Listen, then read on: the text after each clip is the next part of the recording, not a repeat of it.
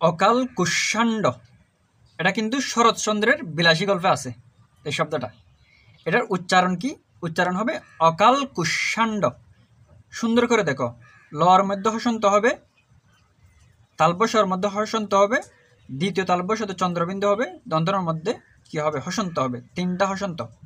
অকাল কুষ্মাণ্ড।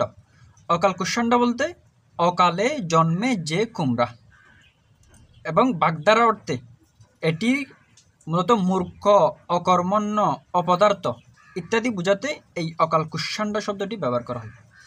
এবার এই শব্দটা আমরা বিশ্লেষণ করি। অকাল অর্থ হচ্ছে অকালে জন্মে যে, কুষ্মাণ্ড অর্থ হচ্ছে কুমড়া। কুষ্মাণ্ড অর্থ কি? কুষ্মাণ্ড অর্থ হচ্ছে কুমড়া। তাহলে অকালে জন্মে যে কুমড়া সেটা হচ্ছে অকাল কুষ্মাণ্ড। তাহলে এবার প্রশ্ন আসে, কোন কালে কুমড়া জন্মে? মূলত শীতকাল এবং গ্রীষ্মকাল এই দুইটা সময়ে কিন্তু কুমড়া জন্মে বা কুমড়া ফলন হয়। তাহলে এই সময়ের বাহিরে যে কুমড়াগুলো কি হয়, উৎপন্ন হয়, সেগুলো মূলত অকর্মণ্য হয়, অপদার্থ হয়, এবং এদের দিয়ে কোনো তেমন লাভ হয় তেমনটা নয়। বুঝা গেছে? তাহলে সেজন্য এই অকাল কুষ্মাণ্ড শব্দ দিয়ে মূর্খ, অকর্মণ্য, অপদার্থ মানুষদের বোঝানো হয়। আশা করি বুঝতে পেরেছ।